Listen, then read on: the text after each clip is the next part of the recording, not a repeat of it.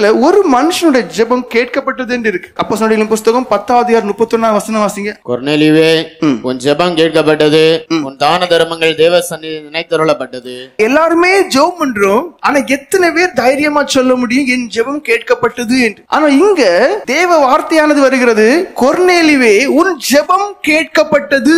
இவ்வளவுத்துக்கும் இந்த மனுஷன் யூதனா என்றால் யூதன் கிடையாது. அடுத்தது இந்த மனுஷன் 100க்கு அதிபதி. 100க்கு அதிபதி என்று சொல்லும் போதே அந்த மனுஷன் எப்படிதான் இருப்பாங்க? பொதுவாட்டே கடினமா இருப்பாங்க, ரொம்ப வீரம் உள்ளவங்களா இருப்பாங்க. யூதனும் கிடையாது, ஆசாரியனும் கிடையாது, யாருக்கு எந்த தொந்தரவும் இல்லாத ஒரு தொழிலும் இல்லை. அப்படிப்பட்டதான ஒரு மனுஷன் எவ்வளவு முற்றிலும் மாறுபட்ட ஒரு மனுஷனா இருந்து தேவனுக்கு முன்பாக வாழ்ந்ததுனால அவன் ஜெபம் கேட்கப்பட்டதுனால நீங்க புரிஞ்சுக்கணும். இப்ப நிறைய பேர் என்ன சொல்றாங்க, நீங்க சன்னியாச்சு, நீங்க வாழ்ந்துருவீங்க, உங்களுக்கு ஒரு பிரச்சனை வராது, என் தொழில் அப்படி, எனக்கு குடும்ப சூழல் அப்படி. வேதத்துல தெளிவா இருக்கு. இந்த மனுஷன் யாருன்னா கடினமான ஒரு வேலை பண்ணக்கூடிய ஒரு மனுஷன், அதுவும் 100க்கு அதிபதி. 100 பேர் அப்படிப்பட்ட கடினமான மனுஷனை வச்சு மேய்க்கணும்னா கஷ்டம் உண்டு. யாரும் நீங்க குறை சொல்லாதுங்க. என்ன ஆண்டு இப்படி படைச்சிட்டாரு, எனக்கு தொழில் இப்படிப்பட்ட தொழில், அதனால என்னால பரிசுத்தமாய் வாழ முடியல நீங்க சொல்லாதீங்க. நீங்க உங்களை நீங்களே ஏமாத்திக்கிட்டீங்க, உங்களுக்கு வேத அறிவு தெரியாது. ஏன் கொர்நேலியுடைய ஜெபம் கேட்கப்பட்டது? அப்போஸ்தலர் 10:2 ஒருக்க ஃபுல்லா வாசிடுங்க. அவன் தேவ பக்தி உள்ளவனும், அவன் தேவ பக்தி உள்ளவனும், தன் வீட்டாரானவரோடும் தேவனுக்கு பயந்தவனுமாயிருந்து,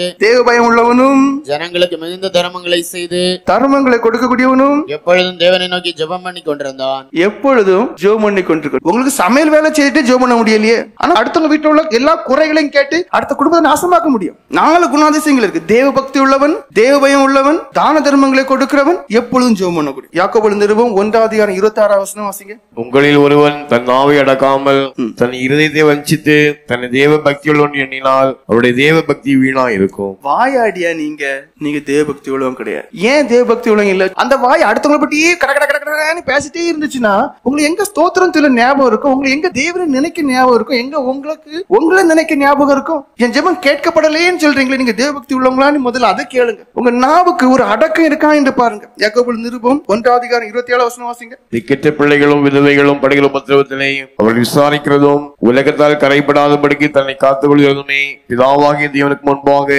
மாசு இல்லாத சுத்தமான பக்தியா இருக்கிறது. உலகத்தால கரைபடாத ஒரு அந்த மனுஷன் இருக்கிறதே உலகத்துல கொடூரமான தப்புகள் செய்யற மனுஷனை சிலுவையில அறையிறதும் கொடுமையான தண்டனை கொடுக்கக்கூடியதான ஒரு மனுஷன். ஆனா அப்படிப்பட்ட ஒரு சூழ்நிலை இருக்கக்கூடியதான அந்த மனுஷன் எப்படிப்பட்ட மனுஷன்? உலகத்தால கரைபடாத ஒரு உலகத்தால எந்த சூழ்நிலை நீங்க இருந்தாலும் கரைபடாம உங்களை காத்துக்கொள்ள முடியும். அப்படிப்பட்டதான ஒரு அனுபவம் இருக்குதா என்று உங்களை நீங்க பாருங்க. இப்ப உங்களே எத்தனையோ பேர் தூசிக்கக்கூடியவங்க இருக்கிறாங்க, குறை சொல்லக்கூடியவங்க இருக்கிறாங்க, இல்லாத உண்டு போல ஊகிச்சு பொய் சொல்லக்கூடியவங்க இருக்காங்க, பொய் சாட்சி சொல்லக்கூடியவங்க இருக்கிறீங்க. ஆனா எல்லாருக்கும் என்ன வருத்தம்? ஏன் ஜெபம் கேட்கப்படலே?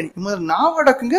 அடுத்தது உலகத்தாலே கரைபடாத ஒரு அனுபவம். உலகத்துல எல்லா அசுத்தங்களும், பாவங்களும், சிற்றின்பங்களும், இச்சைக்குரியங்களும் எல்லாமே இருக்கு. நீங்க தெய்வீக ஞானம் உள்ளவங்களா இருந்து இவைகள் எல்லாம் எனக்கு சரிப்பட்டு வராது, இவைகள் எல்லாம் நான் அனுபவிப்பேனே, ஆனால் ஏன் ஜெபம் கேட்கப்படாது என்றுதான் என்ன வேணும்? யோவான் சுவிசேஷம் 9:31 வாசிங்க. பாவிகளுக்கு தேவன் செவி கொடுக்கிறதில்லை என்று அறிந்திருக்கிறோம். ஒருவன் தேவ பக்தி உள்ளவனாயிருந்து அவருக்கு சித்தமானதை செய்தால் அவனுக்கு செவி கொடுப்பார். ஏன் ஜெபம் கேட்கப்படலன்னு சொல்லி முறுமுறுத்தை கடைசி வரைக்கும் அனுபவத்தை அடையாம நாசமா போறீங்களே, கொஞ்சம் கண்கள் திறக்கட்டு, இருதயம் உணர்வடையிட்டு நான் சொல்றதை காது கொடுத்து கேளுங்க. அந்த மனுஷனுடைய ஜெபம் கேட்கப்பட்டது. அவன் தேவ பக்தி உள்ளவனாயிருந்தான். நாவை அடக்கின முதல் காரியம் நாக்கு ஒரு பூட்டு போட்டான். தானாட்டை உள்ள ஒரு ஜெபம் வர ஆரம்பிச்சுட்டு, அடுத்தது உலகத்துக்குரிய காரியங்கள் அவன் ஈடுபடவே இல்லை. செய்ய வேண்டிய காரியங்களை செய்து ஒதுங்கக்கூடிய மனுஷனா இருந்தான். தேவன் கூடவே இருந்தார். அடுத்தது என்ன?